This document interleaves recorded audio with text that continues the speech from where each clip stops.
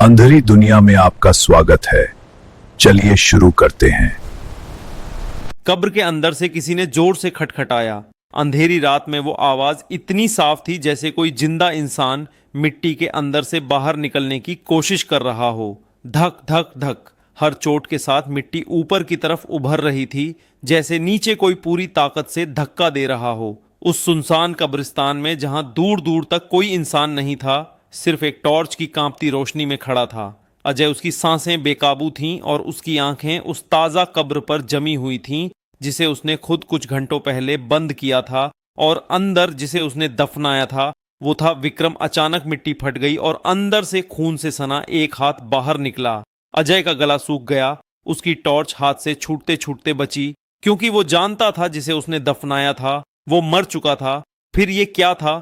कुछ घंटे पहले तक सब कुछ सामान्य था। विक्रम एक अजीब बीमारी से जूझ रहा था।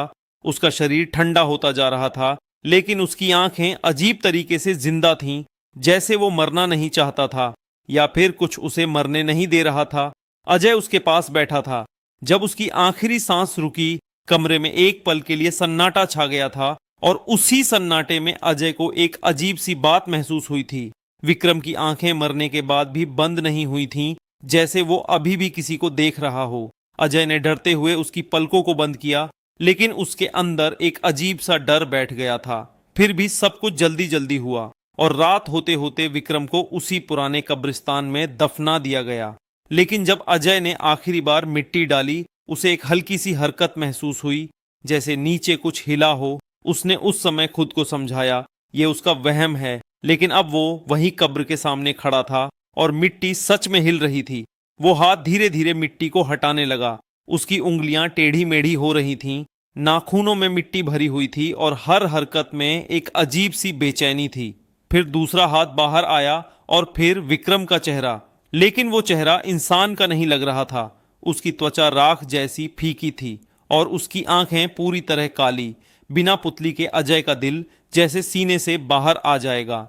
विक्रम धीरे धीरे कब्र से बाहर निकल आया।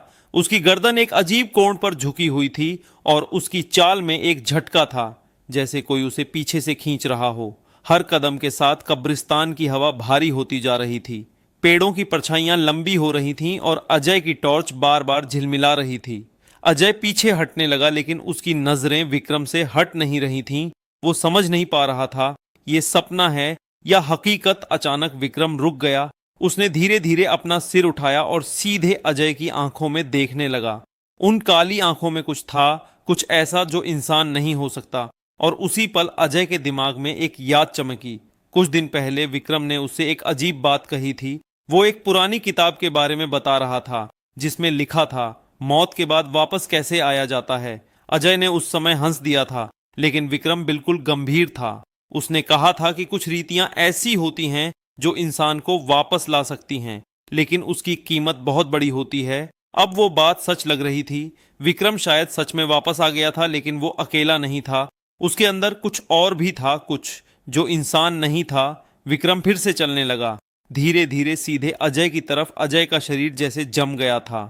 वो भागना चाहता था, लेकिन उसके पैर नहीं हिल रहे थे, जैसे उसकी ताकत धीरे धीरे खींची जा रही हो। विक्रम उसके बिल्कुल सामने आ गया। उसने अपना हाथ उठाया और जैसे ही वो अजय को छूने वाला था, अचानक अजय का पैर किसी चीज से टकराया। वो नीचे गिर गया। उसने जमीन पर देखा, वो वही किताब थी, पुरानी फटी हुई, जिसके पन्ने खुद ब खुद पलट रहे थे। एक पन्ने पर आकर वो रुक गए। अजय ने कांपते हुए पढ़ा, वापसी तभी पूरी होती है जब कोई और जीवन दिया जाए। अजय का खून जम गया। विक्रम की वापसी किसी और की जान पर टिकी थी, और इस कब्रिस्तान में उस समय सिर्फ एक ही इंसान था। विक्रम झुकने लगा। उसका चेहरा अजय के बहुत करीब आ गया। उसकी सांस बर्फ जैसी ठंडी थी और उसकी काली आंखें अजय के अंदर झांक रही थीं। अजय को महसूस हुआ जैसे उसका शरीर सुन्न हो रहा है। उसकी धड़कन धीमी हो रही है, जैसे कोई उसकी जिंदगी धीरे धीरे खींच रहा हो। लेकिन तभी कुछ बदल गया। विक्रम का हाथ हवा में ही रुक गया। उसका चेहरा अचानक दर्द से भर गया। उसकी आंखों का काला रंग हल्का होने लगा, जैसे अंदर कोई लड़ाई चल रही हो। वो पीछे हट गया और जमीन पर गिर पड़ा। उसका शरीर जोर जोर से कांपने लगा, जैसे दो ताकतें उसके अंदर टकरा रही हों। अजय ने फिर से किताब की तरफ देखा। पन्ना खुद ब खुद पलटा और एक नया वाक्य सामने आया। अगर आत्मा विरोध करे तो वापसी अधूरी रह जाती है। विक्रम शायद पूरी तरह उस अंधेरे को स्वीकार नहीं कर पाया था। उसके अंदर का इंसान अब भी लड़ रहा था और उसी वजह से वो पूरी तरह वो चीज नहीं बन पाया था जो उसे बनना था। अचानक मिट्टी फिर से हिलने लगी। इस बार विक्रम के नीचे जैसे कब्र उसे वापस बुला रही हो। उसका शरीर धीरे धीरे नीचे ढंसने लगा। उसकी उंगलियां मिट्टी को पकड़ने की कोशिश कर रही थीं, लेकिन कुछ उसे खींच रहा था और फिर एक झटके में वो पूरी तरह जमीन में समा गया। सब कुछ शांत हो गया, जैसे कुछ हुआ ही नहीं। अजय वहीं बैठा रहा। उसकी सांसें तेज थीं, उसका दिमाग खाली था। कुछ देर बाद वो उठकर वहां से चला गया, लेकिन कहानी यहीं खत्म नहीं हुई। कुछ दिनों बाद अजय ने महसूस किया कि वो बदल रहा है। उसकी नींद कम हो गई थी, उसका शरीर कमजोर होता जा रहा था और उसे बार बार वही सपना आता था।